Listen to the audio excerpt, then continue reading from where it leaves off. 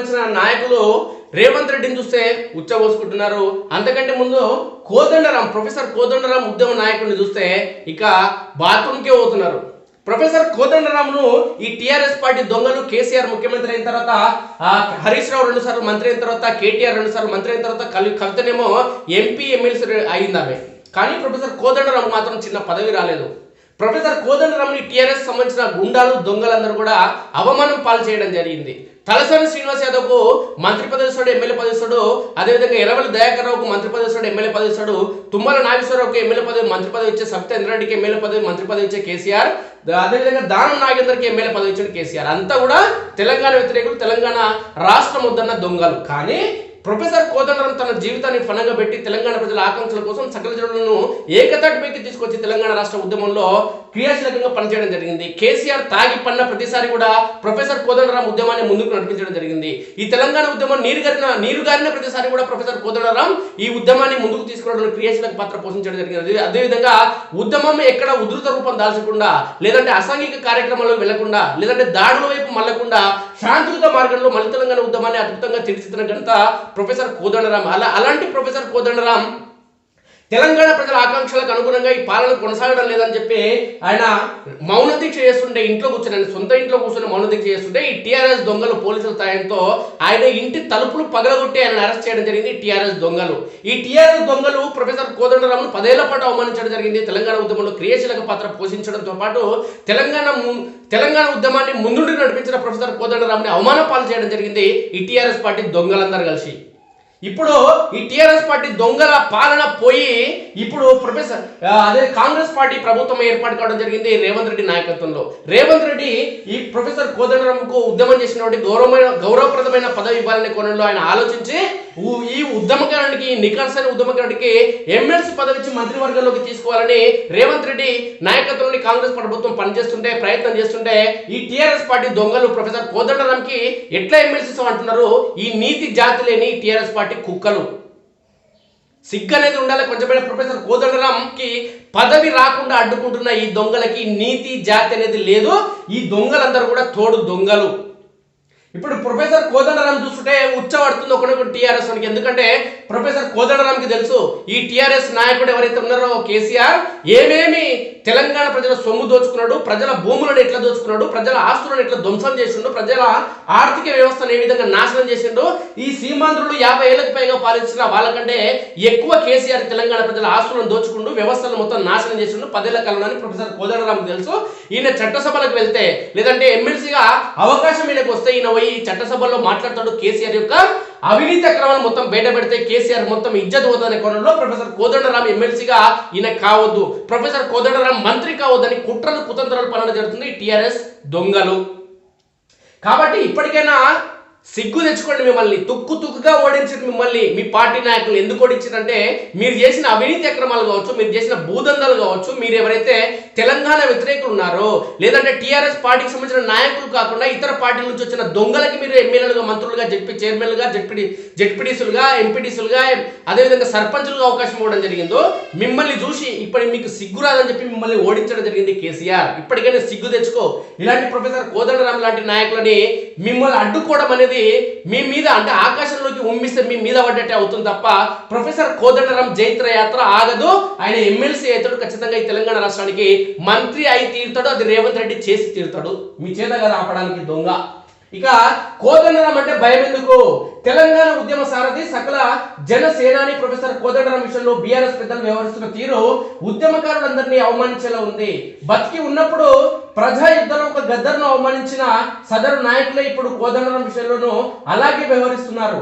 అధికారంలో ఉన్నప్పుడు కోదండరాం వయసుకు, ఉద్యమ చరిత్రకు ఏమాత్రం గౌరవం ఇవ్వకపోగా ఇంటి తలుపులు బద్దలు కొట్టి అవమానాలకు గురి చేసినట్లుగానే ఎమ్మెల్సీ పదవి విషయంలో వెంటాడుతున్నారు. జయశంకర్ సార్ తర్వాత తెలంగాణ సమాజంలో అంతటి గౌరవం దక్కిన మేధావిని ఒక పార్టీకి పరిమితం చేసే ప్రయత్నాలు చేస్తున్నారు.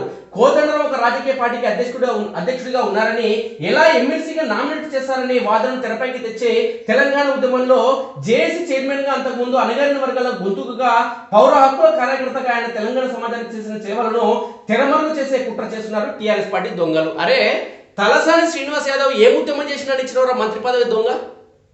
ఎర్రవల్లి దయాకరావు ఏం ఉద్యమం చేసిండ్రా? దానం నాగేంద్ర ఏం ఉద్యమం చేసిండ్రా? సవితా ఇంద్రారెడ్డి ఏం ఉద్యమం చేసిండ్రా? తుమ్మల నాగేశ్వరరావు ఏం ఉద్యమం చేసిండ్రా?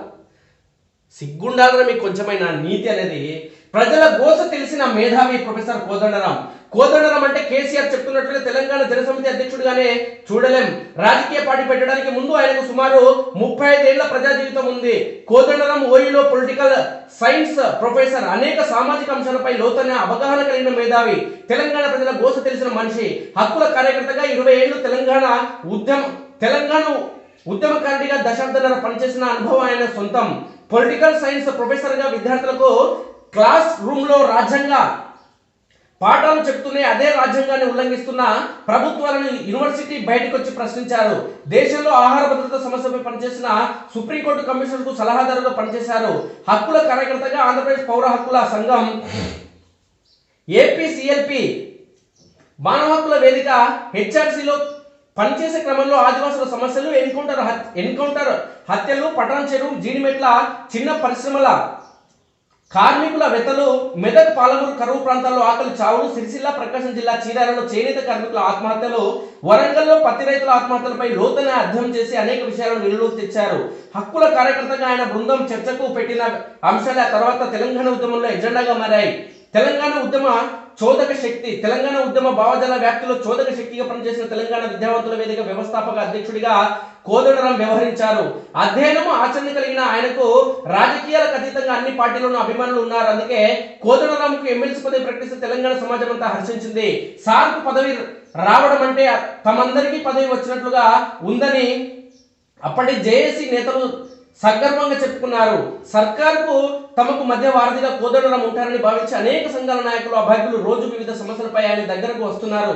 కానీ కొమ్ములు వచ్చి చెవులను వెక్కిరించినట్లుగా బీఆర్ఎస్ వర్కింగ్ ప్రెసిడెంట్ కేటీఆర్ తీరు ఉంది. కేటీఆర్ మాట్లాడడం నేర్చుకునే కాలం నాటికే ప్రజా ఉద్యమాల్లో భాగమైన ప్రొఫెసర్ కోదండరాంకు ఎమ్మెల్సీ అర్హత సంబంధించిన సర్టిఫికేట్లను కేటీఆర్ ఇవ్వాల్సిన అవసరం లేదు. ఆయనను ఎమ్మెల్సీ కాకుండా అడ్డుకోవడం ద్వారా తెలంగాణ సమాజంలో కేటీఆర్ అండ్ టీం మరింత పలచనవుతుంది. ఉద్యమ కాలం నుంచి టీఆర్ఎస్ లో ఉన్న నాయకులే టీఆర్ఎస్ కామెంట్స్ తప్పుపడుతున్నారు. 4 కోట్ల ప్రజల ఆకాంక్షలకు ప్రతీక. ఇన్నాళ్ళు తెలంగాణ వాదం అన్న, తెలంగాణ ఉద్యమం అన్న కల్వకుంట్ల కుటుంబం మాత్రమే అని ప్రచారం చేసుకున్న బీఆర్ఎస్ పెద్దలకు మలిదశ తెలంగాణ ఉద్యమానికి నాయకత్వం వహించిన కోదండరాం కాంగ్రెస్ ప్రభుత్వంలో కీలకంగా మారబోతున్న ఏమాత్రం రుచించడం లేదు. అంతేకాక టీఆర్ఎస్ 9 ఏళ్ల పాలనలో అణచివేతకు, అవమానాలకు గురైన నిజమైన ఉద్యమకారులు, అప్పటి జేఏసీ నాయకులు మళ్ళీ కోదండరాం వెంట ర్యాలీ అవుతుండడం కూడా వారిని ఆందోళన గురి చేసినట్లు కనిపిస్తుంది. తెలంగాణ ఉద్యమకారుడు దాసోజు శ్రవణ్, కుర్రా సత్యనారాయణ ఎమ్మెల్సీ ప్రపోజల్ గవర్నర్ ఎందుకు తిరస్కరించారనే విషయం చర్చకు పెట్టాల్సిందే. కానీ వీరి అంశాన్ని ముందుకు తీసుకొచ్చి ప్రొఫెసర్ కోదండరాంను అవమానించాలని వ్యవహరించడం సరికాదు. ఇది తెలంగాణ ఉద్యమాన్ని, ఉద్యమకారులను అవమానించడమే.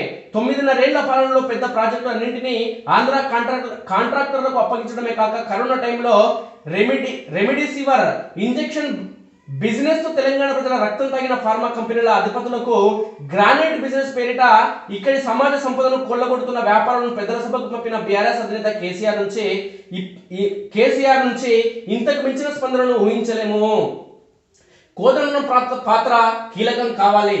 కోదండరాం ఎమ్మెల్సీగా ప్రమాణ స్వీకారం చేసినా చేయకపోయినా తెలంగాణ ప్రజల హక్కుల కోసం ఆయన గలమెత్తుతూనే ఉంటారు. ఉద్యమ సందర్భంలో కేసీఆర్ చెప్పినట్లే అప్పటికి ఇప్పటికీ కోదండరాం 4 కోట్ల తెలంగాణ ప్రజల ఆకాంక్షలకు ప్రతీకనే.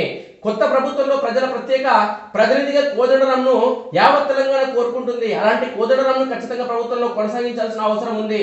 సీఎం రేవంత్ రెడ్డి విషయంలో వెనుకడుగు వేయరనే నమ్మకం ప్రజల్లో ఉంది. బీఆర్ఎస్ ఆటంకాలు కలిగించిన కోదండరాం పాత్ర కొత్త ప్రభుత్వంలో ఉండాల్సిందని ప్రజలు మాత్రం బలంగా కోరుకుంటున్నారనడంలో సందేహం మాత్రం లేదు. సిగ్గు అనేది టీఆర్ఎస్ లకు రాదు. ఓడించినా ఈ దొంగలకు సిగ్గు రాలేదు.